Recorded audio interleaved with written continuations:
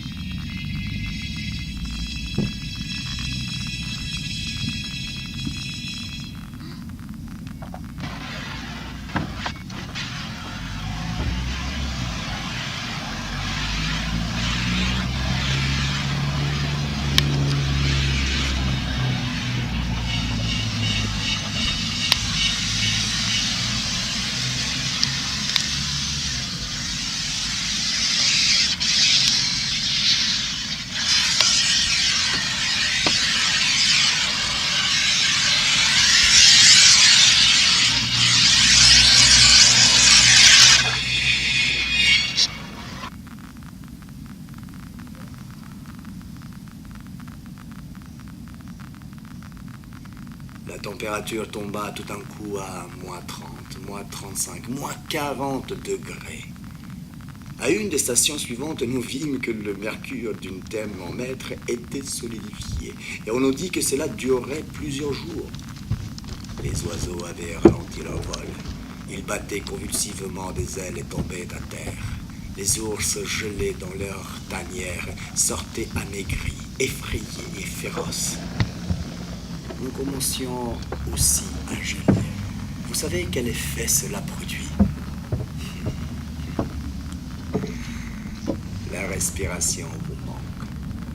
Vous clignez des yeux. Une petite couche de glace se forme entre les cils. Le froid pénètre dans vos vêtements, puis dans vos muscles, dans vos os, jusqu'à la moelle des os, comme on dit. En toute vérité, vous sentez saisi intérieurement par une frisson pénétrante, désagréable et pour tout dire, humiliant. Votre humeur change. Les impressions s'émoussent et les hommes vous paraissent désagréables. Vous vous dégoûtez vous-même. Enfin, vous vous couvrez aussi bien que possible. Vous vous essayez commodement et vous n'avez plus qu'une idée. Faire le moins de mouvements possible. Ne plus penser. Instinctivement, l'organisme évite de se dépenser. Vous restez là, assis, vous refroidissant peu à peu, et vous attendez avec je ne sais quelle terreur la fin de cet horrible parcours de 40-50 verstes. Nous étions en pleine forêt. Les traîneaux grinçaient, les chevaux ne faisaient que renifler. Alors le postillon s'arrêtait et s'amusait à enlever avec ses doigts les glaçons qui pendaient à leurs naseaux. Les grands pins passaient devant nous, comme des fantômes blancs, ne laissant aucune impression dans la mémoire. Les clochettes des chevaux tintaient avec une telle force qu'on eût dit le choc d'une cuillère contre un verre plein.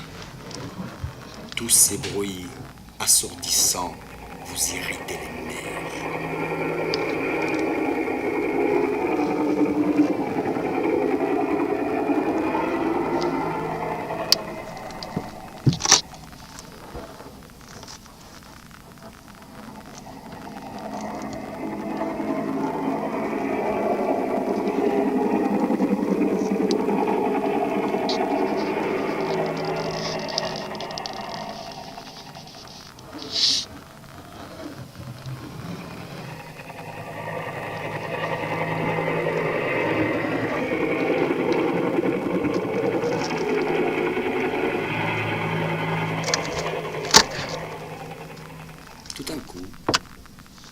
yeux tombèrent sur un endroit qui me causa une sensation inattendue.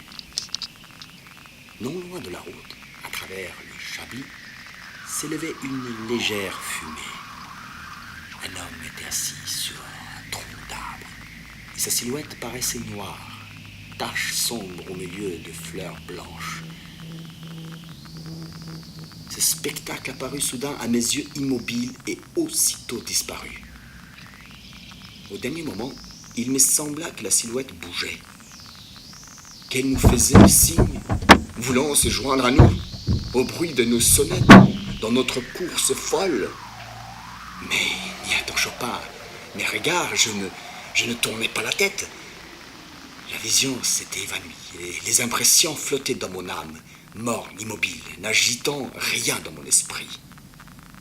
Le postillon se retourna vers nous et, se baissant, nous dit quelque chose. Je me rappelle qu'il s'est mis à rire, mais dans cet instant, tout n'était pour moi que son sans suite, semblable à ceux des glaçons, s'entrechoquant. Les mots eux-mêmes étaient incompréhensibles, dépouillés de sens. Je ne vis qu'une figure jaunâtre et désagréable, encadrée d'un bonnet de fourrure, et des yeux aux cils recouverts de givre. Dans cette figure, la bouche se contractait désagréablement, les mâchoires se mouvaient et, en même temps que la respiration, il en sortait des sons creux comme ceux que l'on obtient en frappant une vitre. Voilà tout.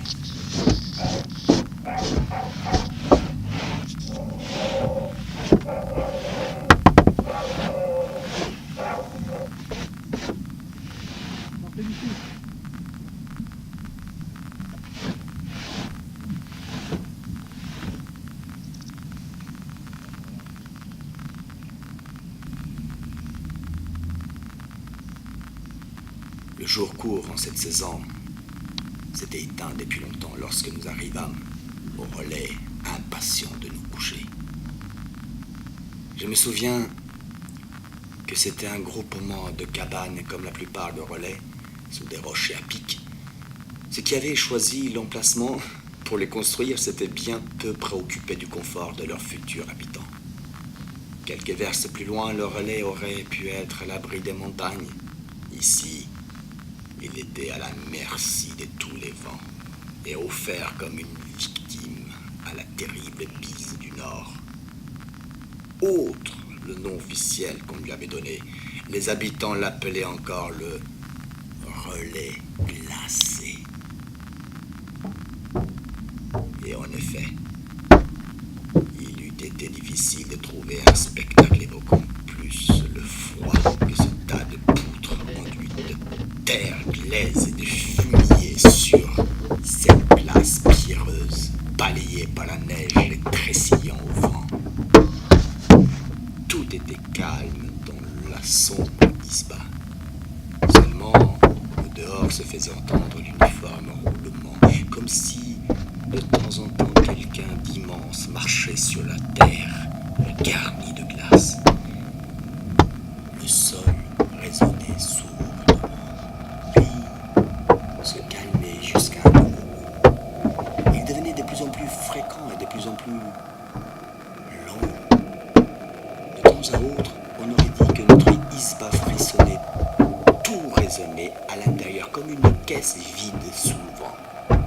Des chocs et des roulements séparés étaient des signes des premiers essais du vent, pas encore assez puissants pour voir l'intensité de l'atmosphère.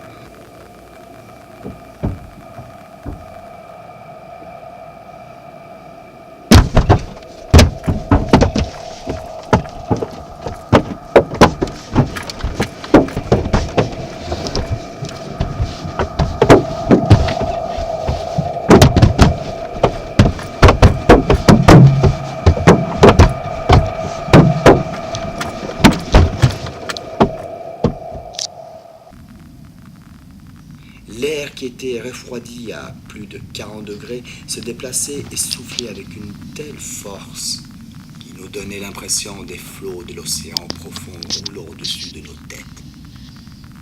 Je m'endormis peu à peu à ce bruit. Ne comprenant pas très bien encore ce qui se passait, je me réjouissais seulement d'une joie bestiale à la seule pensée que j'étais dans une isba, près du feu, que tout ce qu'il y avait en moi de gelé et d'engourdi allait fondre et se détendre. À la vérité, quelque chose fondit et se détendit.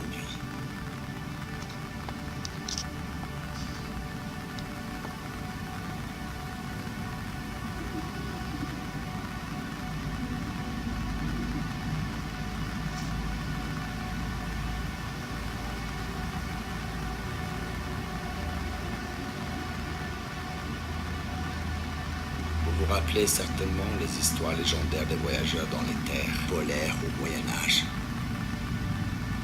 Les paroles gèlent en hiver et restent à l'état de glaçon jusqu'à la chaleur.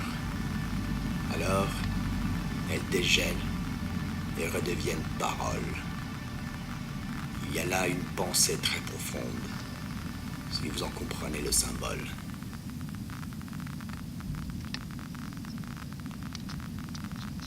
Jouait-il qu'à ce moment, je me rappelais tout d'un coup les paroles que le postillon avait prononcées en chemin, et qui, jusqu'ici, étaient restées incompréhensibles au fond de ma mémoire. Sans aucun doute, il parlait à ce moment-là de cet homme aperçu dans la forêt. Il nous disait qu'il s'était tué, quelque part dans les mines, et que maintenant, il allait à pied d'un relais à l'autre. Soudain, ces mots dégelèrent. Il m'en restait plus qu'une profonde douleur et me déchirant la poitrine.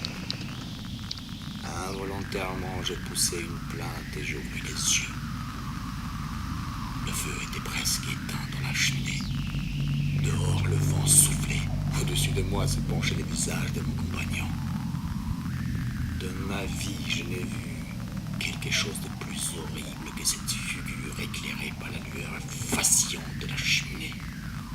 Dites-moi, n'était-ce qu'un rêve? Mais quoi donc? De ce que vous vous êtes plein réveillé à l'instant même? Me dit-il brusquement, me regardant d'un air soupçonneux. Voyant que je ne lui répondais pas, il continua de me fixer avec défiance. Vous n'avez pas remarqué un homme dans la forêt? Je regardai le silence et involontairement détournai les yeux. Voyons, répondez-moi quelque chose.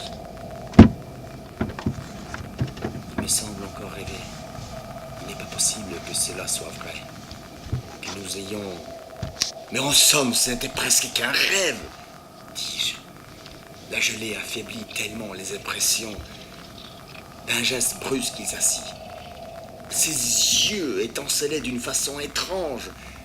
Vraiment? Dit-il plaintivement. Et il ajouta avec une énergie sauvage. Vous mentez. Ne vous détournez pas. Mais moi aussi je mentais. Car je sentais alors que c'était la vérité. Nous avons tout vu. Tout cet homme qui se levait et qui voulait crier. Vous savez, je le sais, et alors je savais. Vous allez chercher à vous disculper.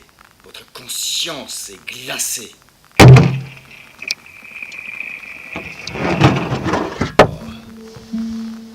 Sans doute, c'est toujours ainsi. Il suffit que la température du corps baisse de 2 degrés et la conscience se glace. C'est la loi de la nature. Il n'y a que l'égoïsme qui ne gèle pas. Et la lâche hypocrisie pharisienne. Oh, quelle bassesse. Dans un coin, un enfant pleurait et écoutait la voix d'une femme qui le calmait.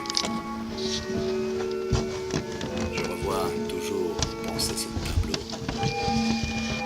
Et je n'oublierai jamais cette affreuse nuit. Cette sombre isba. Avec tout ce monde tranquille et ce